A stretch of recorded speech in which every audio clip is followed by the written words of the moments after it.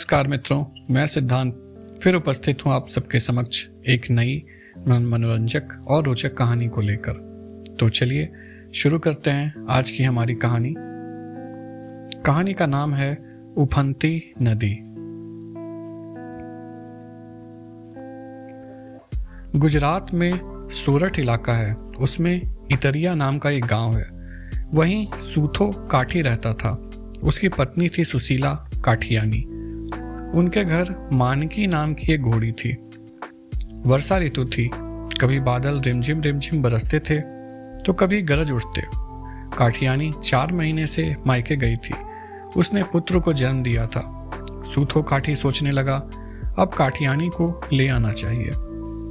काठियानी का मायका था मेकड़ा गांव में। इतरिया गांव से मेकड़ा बहुत दूर नहीं था, पर बीच में शत्रुंजी नदी पड़ती थी। बरसात के मौसम में नदी में बाढ़ आई रहती थी। सूथो काठी ने ससुराल जाने का निश्चय कर लिया।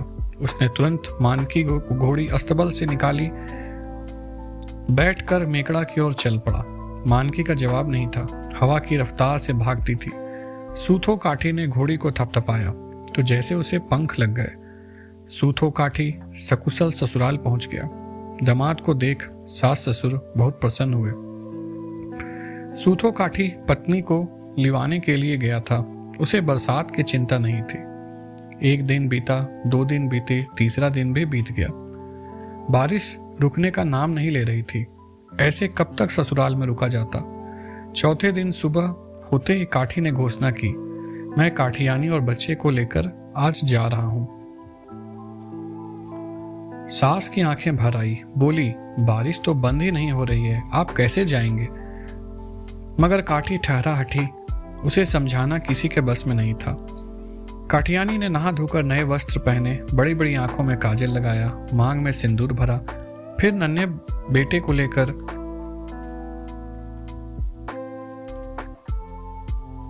बैलगाड़ी में बैठ गई। मेकड़ा से 2.5 कोस की दूरी पर कांकच गांव था। उसी की सीमा से लगकर बह रही थी शत्रुंजी नदी। उस दिन तो उसने विकराल रूप धारण कर लिया था। काठी सोच रहा था इसे पार कैसे किया जाए। तभी उसने देखा किनारे पर 2 कोली बैठे हैं। उनके पास लट्ठों से बना एक बेड़ा था। फिर नदी में तैरते हुए रस्सी के सहारे उस बेड़े को इस पार से उस पार ले जाते थे। काठी ने बेड़े वाले से पूछा, उस पार जाना है, ले चलोगे। लालची बेड़े वाले ने कुछ ज्यादा पैसे मिलने की आशा से पूछा, कितने लोग हैं। काठी ने कहा, 1 महिला और 1 बच्चा, क्या लोगे। पूरे 16 रुपए, एक भी कम नहीं। काठी ने कमर से बटुआ निकाला, टन टन टन करके पूरे 16 रुपए गिन दिए। फिर काठियानी को आवाज दी, घोड़ी से नीचे उतरो। काठियानी ने धरती पर पैर रखा, बच्चे को छाती से लगाया, धीरे धीरे कदम बढ़ाती हुई बेड़े की ओर चली। काठियानी बिना किसी हिचकिचाहट के बेड़े पर बैठ गई, बच्चे को गोद में सुला लिया। बेड़ा चल पड़ा। बीच धार में पहुंचते ही काठी के मुंह से चित्कार सुनाई दिया। बहुत बुरा हुआ यह था, 3 हाथ लंबा एक काला सांप मझधार में तैरता रहा था। कभी डुबकी लगाता तो कभी ऊपर आता। तेज प्रवाह के कारण वह किनारे नहीं पहुंच पा रहा था। अचानक वह बेड़े की ओर तैरने लगा। तीर की तरह बेड़े के ऊपर आकर काठियानी के घूंघट पर फुफकारने लगा। काठियानी डरी नहीं, हिली भी नहीं। उसकी आंखें तो अपने बच्चे पर स्थिर थी। सांप ने धीरे से अपना शरीर रस्सी पर लंबा किया। बेड़े वालों ने अभी तक सांप को देखा नहीं था। किनारे से सूथो काठी ने चिल्लाकर कहा, अरे उस पार पहुंचने तक रस्सी छोड़ना मत, 100 रुपए दूंगा। बेड़े वालों के कानों में 100 रुपयों की आवाज आई। वे चौंक उठे। ज्यों ही मुड़कर देखा तो हाथों से थोड़ी दूर पर काला लंबा सांप था। बाप रे, चीख कर दोनों ने रस्सी छोड़ दी। तैरते हुए किनारे जा पहुंचे। रस्सी छूटते ही बेड़ा प्रवाह में बहने लगा। किनारे पर बैठे हुए लोग चिल्लाने लगे, गया, बह गया, यह क्या किया काठी, क्या किया।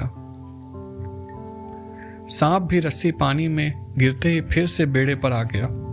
काठी ने मानकी को थपथपाया। एक ही क्षण में पास की चट्टान पर पहुंच गया। हाथ में खुली तलवार ले ली, वहां से मानकी समेत छलांग लगाई।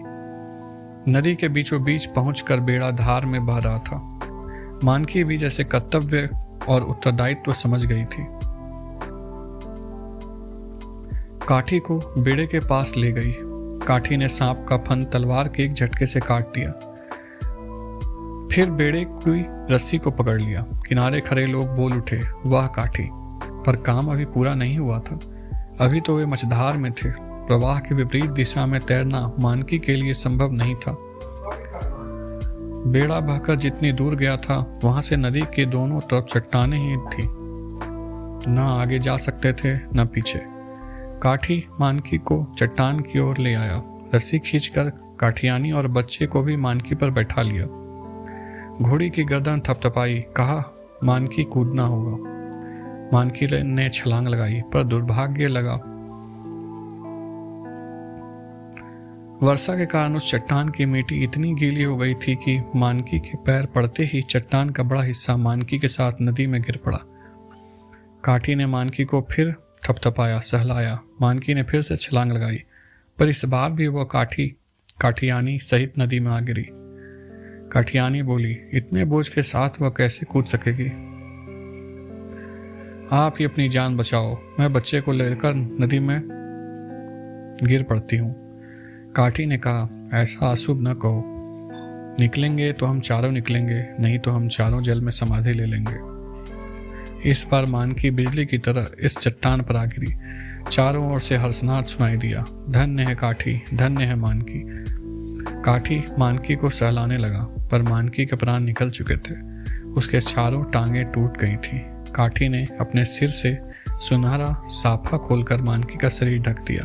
सभी की आंखों से आंसू बहने लगे। कहानी समाप्त होती है मित्रों। अगर मेरी सुनाई कहानी आप लोगों को पसंद आए तो कृपया मेरे चैनल को लाइक, सब्सक्राइब और शेयर करना ना भूलें। धन्यवाद।